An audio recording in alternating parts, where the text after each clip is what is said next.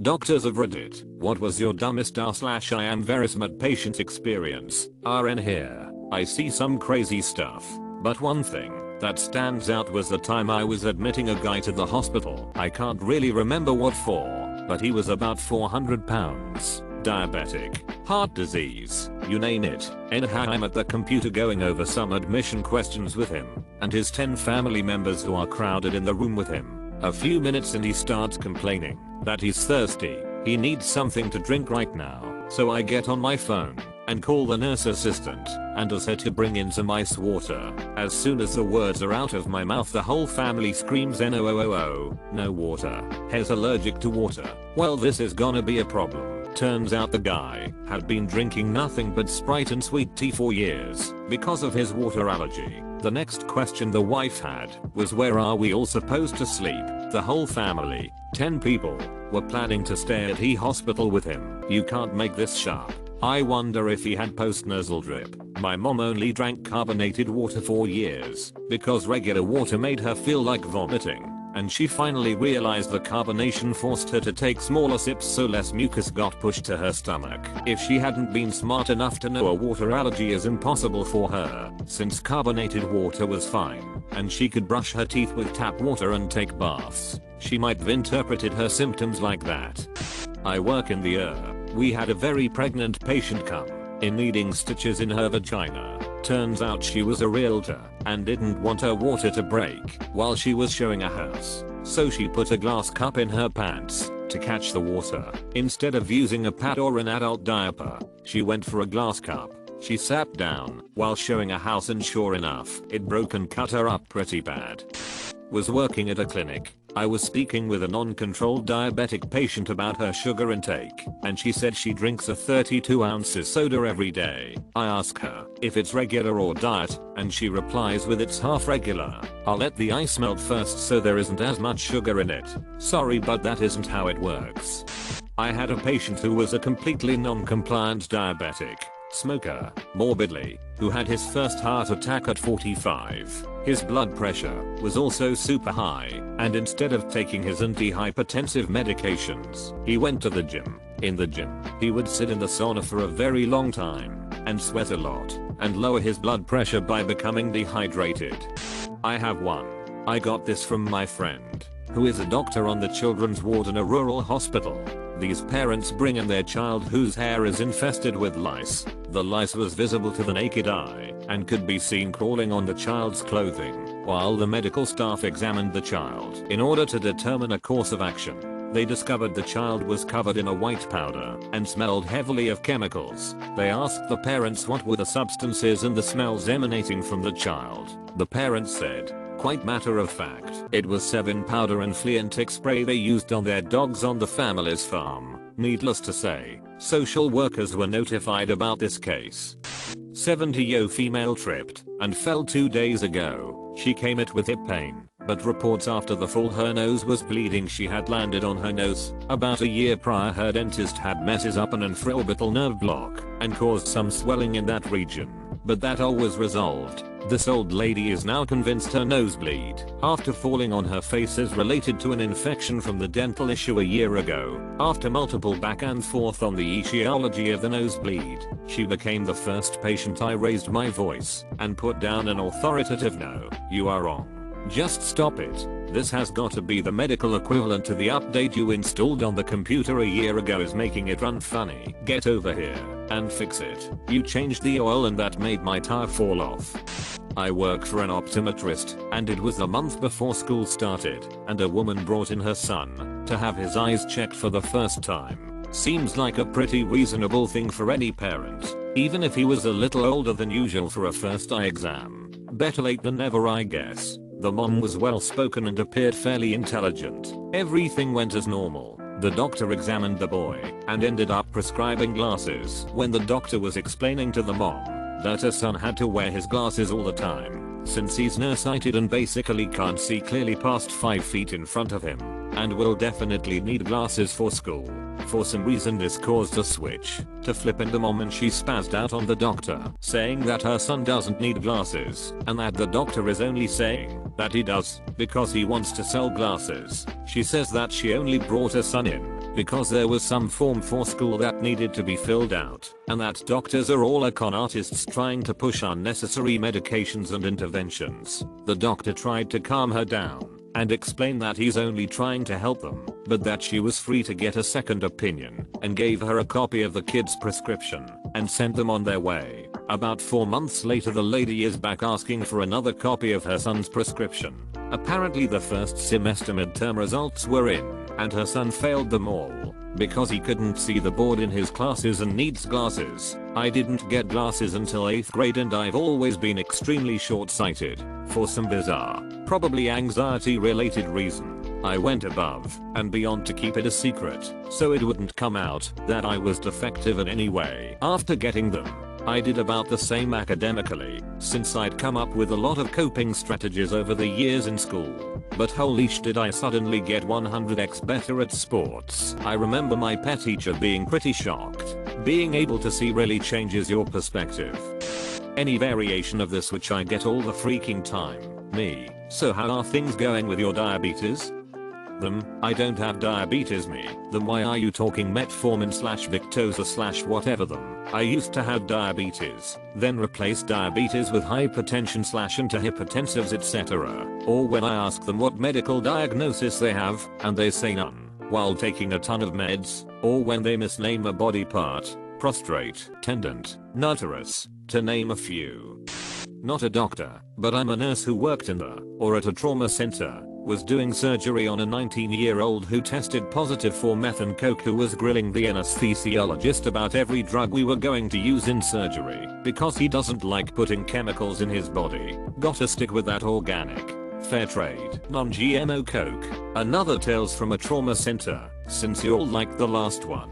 Guy is trespassing in a junkyard and gets his arms and legs effed up by a pit bull. Have to clean out all these wounds. Flash forward to 3 AM that night, I get called in to do a case. Apparently the guy left the hospital ammo to go get revenge on the dog, and the dog bit him in the face, breaking some facial bones and poking a few more holes in the process. Classic dog.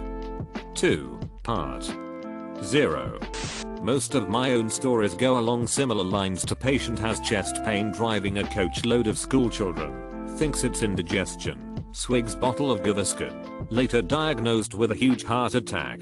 My favorite ever story from a colleague: a patient comes into R&D with abdominal pain. As part of the workup he gets an abdominal x-ray which shows the problem as clear as day. The colleague has then proceeded to remove from the patient's rectum an 8-inch replica of Nelson's column, the statue in the center of Trafalgar Square, London. On showing it to the patient, the response was, "Oh, that's Nelson. He lives up there."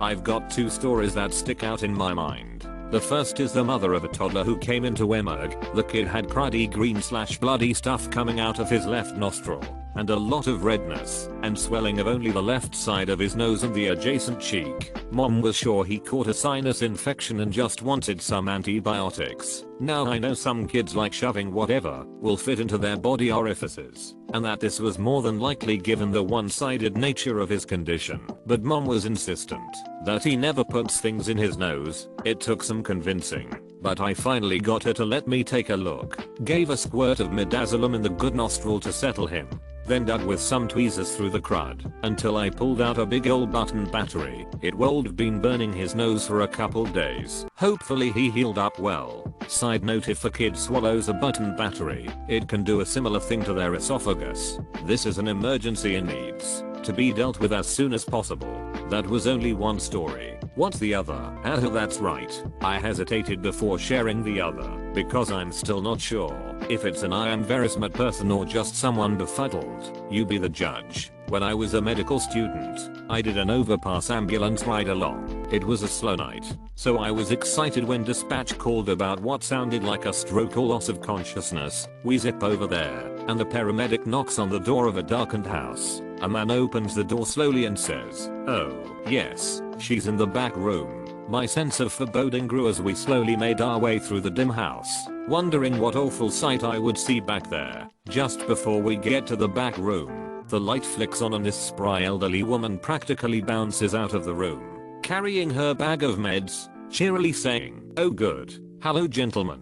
Let's go to the dining room and I'll tell you what's been happening." She explains how she is on meds for high blood pressure, but instead of taking them as prescribed, she takes more or less depending on how she's feeling or something. Before bed she took her BP on her home automatic machine, and it was a little high, so she kept repeating it, and the numbers kept going higher and higher. She thought she was going to stroke out, so called 911. Of course they were going up, because she was freaking out about the previously high numbers, causing a vicious circle. Even though both I and the paramedic knew she was more than likely fine, neither of us were doctors, and so had to take her to the hospital for assessment. So yeah, either she didn't understand her meds and the machine properly, or she thought she was too smart to follow her doctor's instructions. That poor kid. To all parents that think your kids don't put stuff in their mouths and / noses, they totally effing put stuff in their mouths / noses. Source: I have 4 kids. Patient had a hard time getting pregnant. Finally conceived but miscarried. Patient has a D&C, so she can try again, this time with medical intervention. We monitor her blood to ensure the pregnancy hormone is gone before beginning treatment, but she keeps coming back with high levels of hormone. Docs are worried because she might have some retained placenta or pituitary disorder, and this could be super bad for future fertility. We call her in for a conversation about the hormone levels not going away. After talking together about what might be wrong, they are going to go home and think about further tests. She says, I need to go. I have an appointment at the weight loss center for an HCG shot. Turns out that she is on the HCG diet. HCG is the pregnancy hormone. And this was after an hour of the docs saying, we don't know why you have these constant high levels of HCG in your blood and we are worried. Patient inquiring about birth control was adamant she wanted an IED. I mean, she probably wouldn't get pregnant after that. LPT. Avoid pregnancy by blowing yourself and your partner up. Had a young woman with recurring UTIs that began after a recent partner, and with no STDs, went through the standard questions trying to figure out what could be causing them, and eventually found out she had been lubricating with jelly.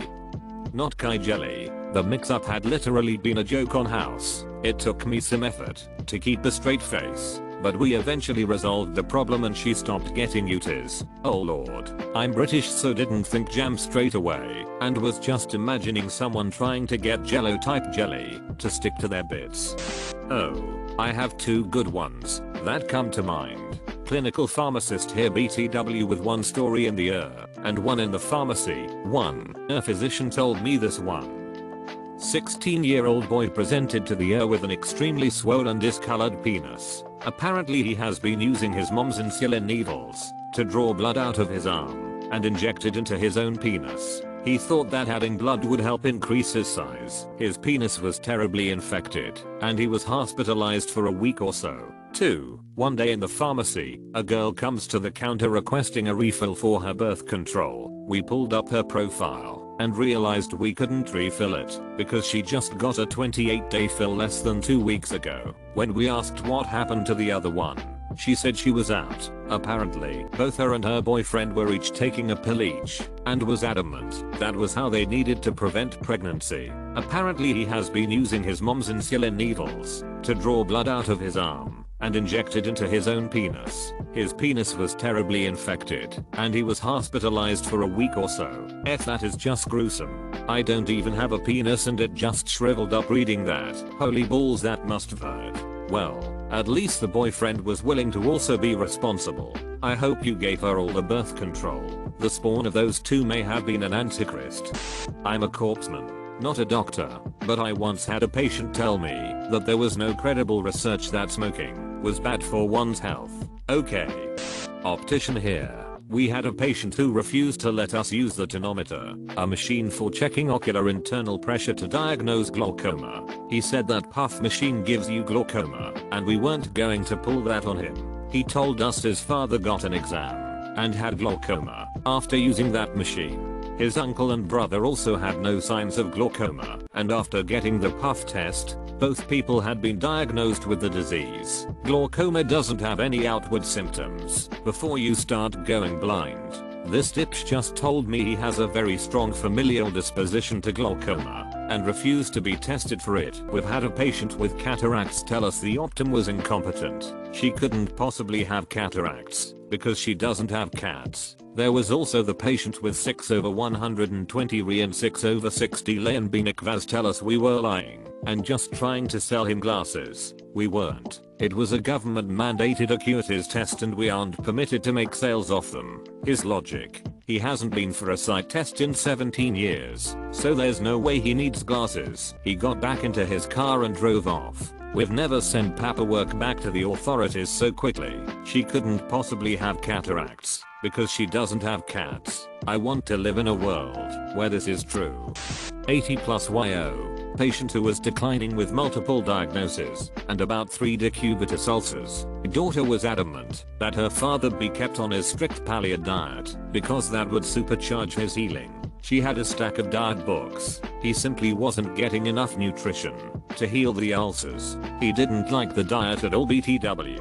At some point you kind of have to stop being polite and just tell patients/family members bluntly that you don't have time for this and what you recommend, and they can do what they want, and just document everything. It happens a lot, but she sticks out. Oh yes, we had an elderly woman with severe malnutrition and her hippie daughter wanted us to only give her raw, unpasteurized goat milk. We did everything we could to convince her that her mother wasn't getting enough nutrition. We even tried to allow her to bring in the raw, unpasteurized goat's milk that we would supplement with the FDA approved formula we wanted to give her mother through the feeding tube. We finally had to become pretty blunt with the daughter and let her know that her mother was going to die due to malnutrition due to the daughter's unique views on what was a proper diet for her mother. Jesus Christ, tell me she listened to you. Sounds like a collapse situation otherwise. All the time. I'm a veterinarian, and I can't tell you how many clients want to explain to me that their pet's illness can be fixed if they are fed a raw diet, grain-free diet, fish oil supplement, etc.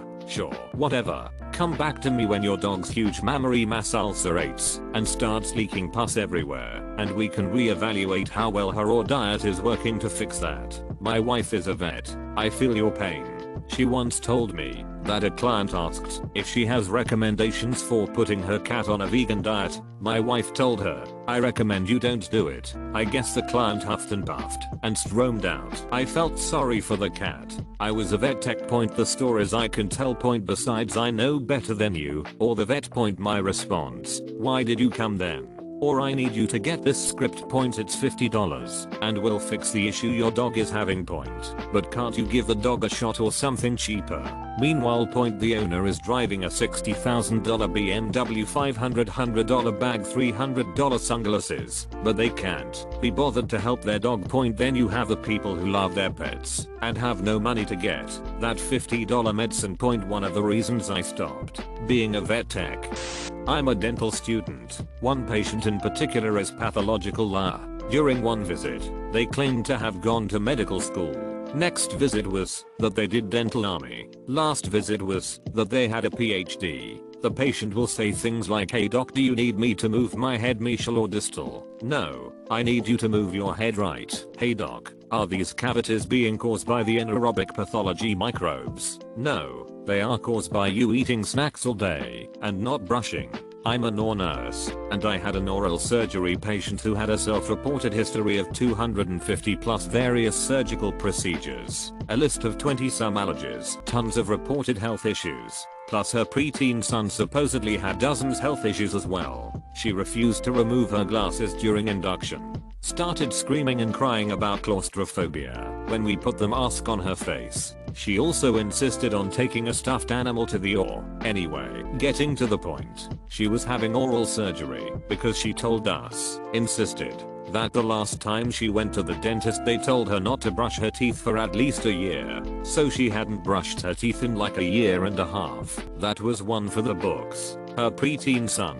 Ah crap, she's already reproduced. This is the true r/rIamverysmart patient. Pediatric dental is a minefield for rIamverysmart material. But why does my child have 17 cavities? We don't drink soda or eat processed sugars. All we drink is organic juice and eat those real fruit gummies. Well, fruit has a lot of sugar in it. But the bottle says no sugar added, right? There's no additional sugar added. but there's already a lot in there naturally. Oh, and we're an all-natural household, so we don't use fluoride toothpaste, and we don't floss, because the material the floss is made out of is toxic. Oh, and a lot of times we don't brush their teeth before bed, because we're too tired. My favorite excuse for not flossing their child's teeth is, do you know how hard it is to floss a kid's teeth? I mean, I'm a pediatric dental hygienist, so, yeah. I didn't treat this patient, but I was on shift when this guy came in with tombstones on his EKG in the setting of chest pain. He told the ed doc, "I want a second opinion before going to the cath lab. This EKG is unmistakable." The interventionalist had to come down to the emergency department to tell him he was having a heart attack.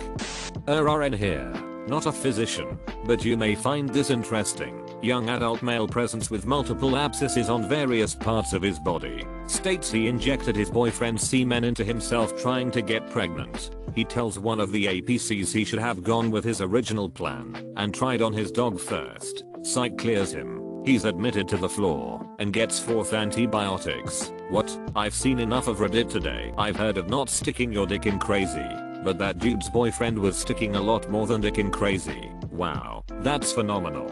As a psych doctor, we allow for stupidity, but man, that sounds extra special.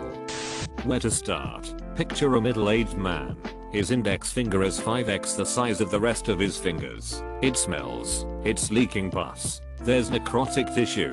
Basically one huge infected cancerous finger. He was a firm believer in not taking any sort of medication, including antibiotics or chemo. Died a few weeks later, but he did manage to tell us we were all idiots. Before he passed away, patient was a young child who came in with an extremely high blood glucose level. Once she was stable, we did some teaching and kept her for a few days for observation. For some reason, every time I checked her, her levels would be extremely high, although we were appropriately treating her. Turns out her family would bring her fast food for every meal and hide it in the side table. More teaching and resources were put into place. Had a mom in hysterics because she was convinced that her neighbors, friends, stepsons, teacher's dog has MRSA, so her baby was going to die. It took everything within me to not tell her that most of the hospital staff have MRSA, but it took 3 hours for me to finally calm her down after I called infectious control, her pediatrician, gynecologist, and family doctor. Yes, I had to call all these people. Yes, they laughed at me. Yes, she was beside me the whole time questioning their judgment. I love my job, but at times it makes me crazy. Lol. When I read his index finger is 5x the size of the rest of his fingers, I legit thought it was 5 times longer than the rest of his fingers. I was like, I wonder what disease causes that. Derp. Was working at a pediatric urgent care. Family brings in their 3-year-old unvaccinated son with autism for a weird rash. They couldn't give me any reason why. When I asked them about his vaccination status, maybe they're worried about super autism, autism 2. We didn't vaccinate him to prevent him being on the spectrum. Nurse here. The number of American 20-something males who don't know what circumcision is ridiculously high. They think that boys are born circumcised. Evidence, new fathers and mothers asking me what's wrong with their newborn son's penis. He still has his foreskin. Many parents choose to have it removed when the baby is a couple days old. It's called circumcision, often followed by a parent's question, "What's circumcision?" That's when I facepalm. Said it before, I'll say it again. Had a patient insist I didn't have a heart attack, I had a myocardial infarction. That's just the technical term for a heart attack. Genius. My aunt, who has varicose veins, pretty obvious to anyone who sees it, once asked me why her legs hurt and what those bluish lines under her skin were. I almost went on to explain to her about dilated veins when she interrupts and decides for herself that those are her nerves. Dying nerves, and the blue stuff was blood clots inside the nerves. I'm a med student. I was doing a respiratory system examination on this guy who frequently, about once a month, gets admitted in the general ward with complaints of breathlessness. He's had COPD for a couple of years, quite bad, and he tells me that he isn't going to quit smoking because God told him not to. When asked why, he tells me that the people who are relying on him for their daily livelihood won't survive if he stopped. I went on to ask him If he meant the people at the cigarette factory or the health industry, he didn't get the sarcasm though. Patient comes to the surgery clinic with complaints of mass per rectum. Now I wasn't there the first time he came, but the surgeon wanted to do a couple of investigations and advised him to get admitted. The guy decided he doesn't want to. Couple of months later, he comes back to the clinic. Apparently he went to one of these alternative medicine places or whatever, and they had tied this metal wire, not exactly sure why, around the mass. By then, this mass has eroded through it and was bleeding and had gotten much bigger. Turned out to be a cancerous growth. Not a doctor, but am a medical technologist. There are plenty of rIamverysmart moments, but this one was recent. Did a finger stick for a patient, ensured the little cut stopped bleeding, and then put a band-aid on it. Told her to collect a urine sample for testing. Test came back strongly positive. 4+ reading, for blood. She complained to the doctor that there is no way she has blood in her urine, and that the blood from her finger stick must have entered the urine, throwing off her reading. She said it was my fault, that I did her blood test before her urine test, and I obviously made a mistake. She repeated the test later in the afternoon, still at 4+. Came back a week later, still at 4+. The look on her face when I told her, sorry, ma'am, your result is still positive, was priceless. Okay, but for real, please stop sneaking blood into people's urine for your sick big pharma money grabs. So the patient had low blood pressure, so their self-treatment, eating more fatty foods in order to decrease the size of their blood vessels, in order to increase the blood pressure within their system. Why? That's just crazy enough to work. Plus, if they do it long enough, they won't even have to worry about their BP anymore. Med student here. Point on my pediatrics rotation. A mother refused vaccines for her kiddo after educating herself. When prompted as to what she was using as a source, she replied, "My own brain." Lovely. Maternal instinct is a popular anti-vax reasoning now. Terrifying on two levels. One, that people would actually consider themselves a better source of information than decades of research and results. And two, that they honestly don't realize how easily they are influenced by outside sources and really think their decision came from their own reasoning independently.